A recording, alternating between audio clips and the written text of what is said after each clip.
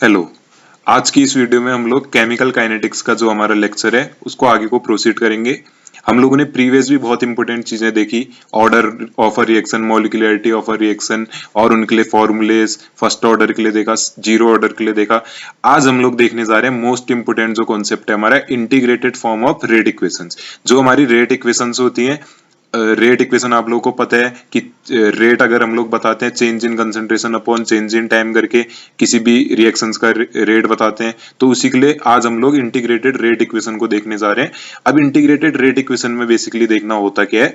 हम लोग पहले देखेंगे जीरो ऑर्डर रिएक्शन के लिए integrated rate equation. Rate equation को मतलब हम लोग इंटीग्रेट कर देंगे। थोड़ा बहुत मैथ्स का यहाँ पर को रोल रहेगा, थोड़ा बहुत, ज्यादा नहीं, हल्की फुल्की maths, multiplication, divide, differentiation, integration, बस इतना सा रहेगा, ज्यादा कुछ नहीं रहेगा। तो ज्यादा टेंशन लेने की जरूरत नहीं है। फर्स्ट ऑर्डर रिएक्शन में भी सेम रहेगा, उस पर हम लोग पावर 1 कर देंगे रिएक्टेंट की। जीरो ऑर्डर रिएक्शन में 0 कर देंगे, सेकंड ऑर्डर रिएक्शन में 2 कर देंगे, ऐसे करके वो चेंज होती रहेगा। ऑर्डर क्या होता है वो मैंने बता रखे हैं रेट लॉ के अकॉर्डिंग। अब देखो भाई, ध्यान से देखना, जीरो ऑर्डर रिएक्शन क्या होगी। सबसे पहले तो ये हम लोग देख लेते हैं, ऐसी रेट रिएक्शन की ऐसी रेट जब डायरेक्टली प्रोपोर्शनल होती है। रिएक्शन की जो रेट है वो जब डायरेक्टली प्रोपोर्शनल होती है zero power of concentration of reactant. अगर जो हमारी रेट ऑफ रिएक्शन है वो कंसेंट्रेशन ऑफ रिएक्टेंट की पावर 0 पे डिपेंड कर रही है, मतलब कि हम लोग अगर इसको और देखना चाहें, किसी की भी पावर 0 मतलब कि 1, उस पर डिपेंड ही नहीं करेगी। अब देखो भाई, ऐसे करके समझना इसको, जो रेट ऑफ रिएक्शन है वो डिपेंड ही नहीं कर रही है कंसंट्रेशन ऑफ रिएक्टेंट पे, उसको क्या बोलेंगे, जीरो ऑर्डर रिएक्शन। या रिएक्टेंट की 0 पावर पे डिपेंड कर रही है उसकी कंसंट्रेशन पे, या रिएक्टेंट पे डिपेंड ही नहीं कर रही है, तो इसको क्या बोलेंगे हम लोग, बेसिकली जीरो ऑर्डर रिएक्शंस। अब देखना भाई,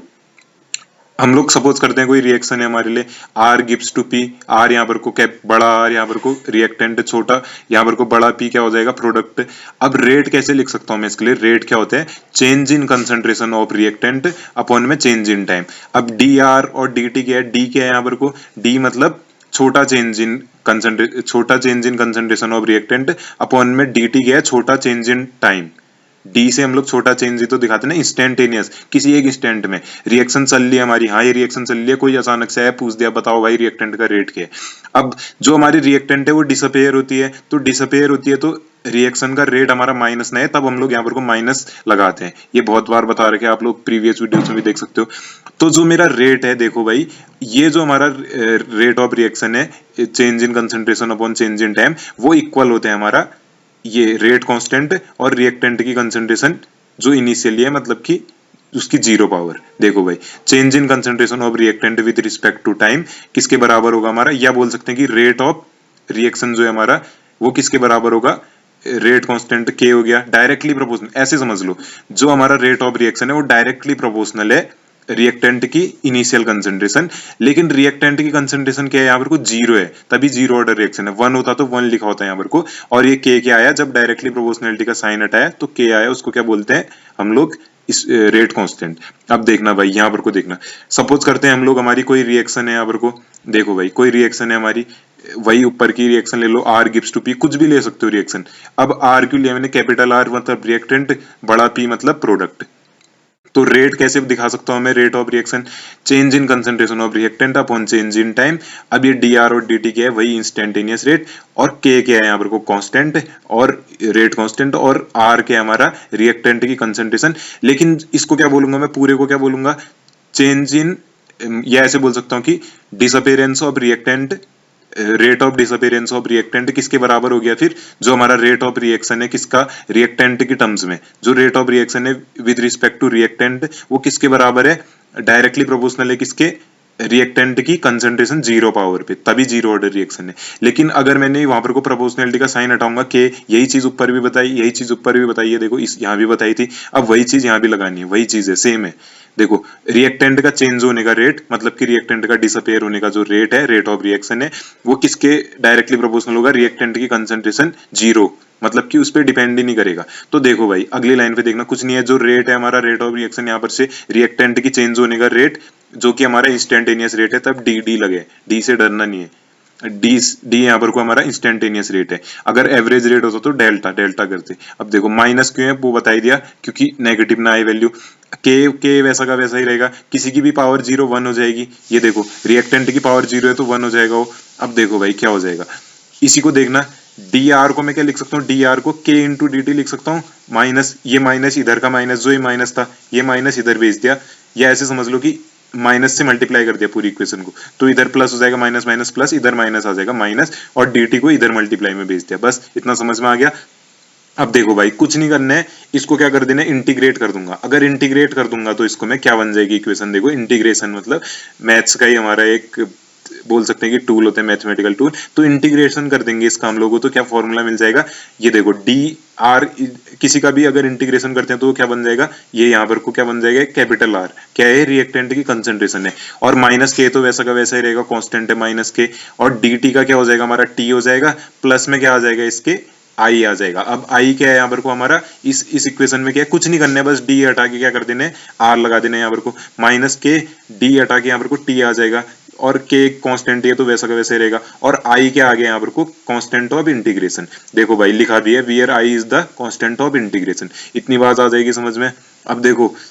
अगर जब हमारा टाइम जीरो था, रिएक्शन शुरू ही नहीं हुई थी, टाइम जीरो था जब हमारा रिएक्टेंट शुरू ही नहीं हुई थी, तो जो रिएक्टेंट का कंसंट्रेशन है, ये वाला जो कंसंट्रेशन है वो आर नॉट के बराबर होगा। आर नॉट मतलब इनिशियल कंसंट्रेशन, अभी रिएक्शन शुरू ही नहीं हुई है, टाइम जीरो पे, टाइम 0 सेकंड पे या 0 आवर पे या 0 मिनट पे या 0 डे पे रिएक्टेंट शुरू ही नहीं हुई है, अभी टाइम 0 ले रखे हैं, तो रिएक्टेंट की जो कंसंट्रेशन है वो किसके बराबर होगी, आर नॉट, मतलब इनिशियल कंसंट्रेशन जितनी थी उसकी। अब देखो भाई अगर आर नॉट हमारी इनिशियल कंसंट्रेशन ऑफ रिएक्टेंट है, तो अगर उसको मैं सब्स्टिट्यूट कर दूं यहाँ इक्वेशन में, अगर मैं उसको क्या कर दूं, सब्स्टिट्यूट कर दूं इस इक्वेशन में, तो देखो भाई इस इक्वेशन में अगर सब्स्टिट्यूट करूंगा तो क्या हो जाएगा, आर की जगह आर नॉट लिखूंगा ना, क्यों, क्योंकि टाइम 0 पे बोल रहे हैं, तो इस इक्वेशन में सब्स्टिट्यूट करना है, इस इक्वेशन की जगह आर नॉट लिख देना है। तो देखो भाई कुछ नहीं करना है, क्या हो जाएगा, देखो ऊपर देखो, ऊपर देखो, आर नॉट हो जाएगा इसकी जगह equal to minus K T plus I. देखो भाई क्या हो जाएगा, R not equal to minus K multiply by, अब जीरो की हुआ, जीरो की हुआ, देखो time equal to zero, time equal to zero है, T equal to zero, time zero है तब जीरो गया यहाँ पर को, प्लस आई, आई क्या है यहाँ पर को, देखो ऊपर देखो आई क्या है, इंटीग्रेशन कांस्टेंट वही है, आई है, वन नहीं है, आई है।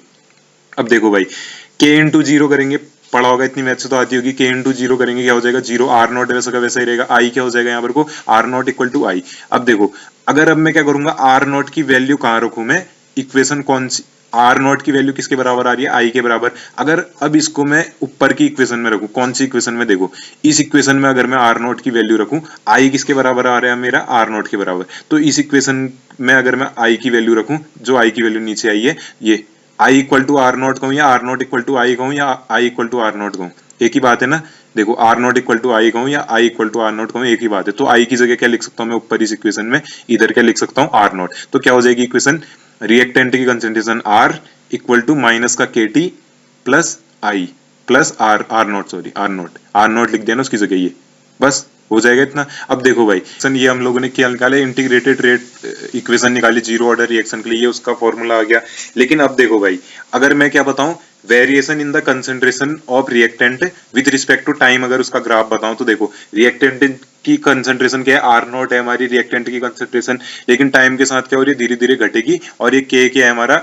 रेट कांस्टेंट, वो क्या है स्लोप के बराबर है यहाँ पर को, ठीक हो जाएगा। और देखो टाइम के रिस्पेक्ट में किसकी कंसंट्रेशन ऑफ रिएक्टेंट है, बस इतना हो जाएगा। Rate constant for zero order reaction क्या होगी फिर हमारी, तो रेट कांस्टेंट जो जीरो ऑर्डर रिएक्शन के लिए वो कैसे दे सकते हैं हम लोग, रेट कांस्टेंट तो के हो जाएगा, और आर नॉट क्या हो जाएगी हमारी इनिशियल कंसंट्रेशन, और आर क्या हो जाएगा यहाँ पर को, इसको थोड़ा छोटा कर देता हूँ ताकि अच्छे से दिखे। देखो भाई अब क्लियर दिख रहा होगा, ये देखो आर नॉट के इक्वल टू क्या है हमारा रेट कांस्टेंट, आर नॉट क्या है इनिशियल कंसंट्रेशन माइनस आर। देखो भाई ऐसे करके करने, इनिशियल मतलब कि जो पहले मान या कि 100 थी हमारी पहले कंसंट्रेशन रिएक्टेंट की, माइनस अब कितनी बची है, 80 बची है, और नीचे टाइम आ जाएगा 100 माइनस 80 अपॉन में जितना भी टाइम है। ये बस एग्जांपल बता रहा हूँ, आर नॉट क्या है इनिशियल कंसंट्रेशन, आर क्या है फाइनल, के क्या है हमारा रेट कांस्टेंट, ठीक है, के जब लगाया हम लोगों ने। अब देखो एग्जाम्पल देख लो, एग्जाम्पल देख लो इसके, जैसे क्या क्या हो सकते हैं एग्जाम्पल, एक एग्जाम्पल होता है हमारा ये डिकम्पोजिशन ऑफ गैसियस एमोनिया, जब हमारा एमोनिया गैस जो है वो डिकम्पोज होती है हॉट प्लेटिनम की सरफेस में हाई प्रेशर में, जब हमारी क्या होती है एमोनिया गैस क्या होती है डिकम्पोज हो जाती है किसमें, हॉट प्लेटिनम सरफेस में, सरफेस के हाई प्रेशर लगाएंगे, जब हॉट प्लेटिनम की सरफेस होगी और हाई प्रेशर लगाएंगे। तो देखो भाई एमोनिया है हमारा 2NH3, एमोनिया है गैस है, लेकिन 1130 हाई टेम्परेचर है, हाई प्रेशर भी लेंगे बोल रहे हैं, हाई प्रेशर और हाई टेम्परेचर की कंडीशन, और प्लेटिनम यहाँ पर को कैटेलिस्ट लिया है, तो कैटेलिस्ट का काम कर रहे हैं, डिकम्पोज होगी, देखो NH3 गैस N2 और 3H2 ये डिकम्पोज हो गई। अब देखो रेट ऑफ जो रिएक्शन है यहाँ पर को वो के क्या हो गया, रेट कांस्टेंट। रेट ऑफ जो रिएक्शन है जीरो ऑर्डर रिएक्शन क्यों है, देखो ये एक्सपेरिमेंटली पाया गया होगा NH3 की पावर जीरो पे डिपेंड कर रही है, तो NH3 की पावर जीरो मतलब 1, तो रेट किसके बराबर आ जाएगा हमारा के, मतलब कि रिएक्टेंट की कंसंट्रेशन पे डिपेंड ही नहीं कर रहा है हमारा रेट ऑफ रिएक्शन। दूसरा एग्जांपल देखो, थर्मल डिकम्पोजिशन जब कर देंगे HI का गोल्ड सरफेस की प्रेजेंस में, जैसे यहाँ प्लेटिनम है वैसे ही HI का जब डिकम्पोजिशन कर देंगे, ठीक है, तो वो भी हमारा क्या हो जाएगा, जीरो ऑर्डर रिएक्शन का ही एक एग्जाम्पल हो जाएगा। अब देखो भाई, अगर मैं ये जो रेट है उसको टाइम के साथ दिखाऊं, rate of reaction with respect to time दिखाऊं, तो देखो भाई जो हमारा रेट ऑफ रिएक्शन है वो कंसंट्रेशन पे डिपेंड ही नहीं कर रही है रेट ऑफ रिएक्शन, तो वो तब जाके ऐसा ग्राफ है, बस ये किस पे डिपेंड कर रहा है, डायरेक्टली प्रोपोर्शनल है हमारा रेट कांस्टेंट की। रेट कांस्टेंट तभी तो लगाया जब rate of reaction directly proportional था रिएक्टेंट की कंसंट्रेशन पे, लेकिन जीरो ऑर्डर रिएक्शन के लिए क्या है, रिएक्टेंट की कंसंट्रेशन जीरो है, तब जाके ऐसा इस टाइप का ग्राफ आया। तो ये क्या बोल सकते हैं हम लोग, rate of reaction with respect to time का ग्राफ, जीरो ऑर्डर रिएक्शन के लिए इस टाइप का, और ये वाला ग्राफ किसका है, concentration of reactant with respect to time. I hope कि आप लोगों को ये चीजें समझ में आई होंगी, और इनको नोट्स बनाना समझना, और थैंक यू, अपने दोस्त के साथ शेयर भी कर लीजिए।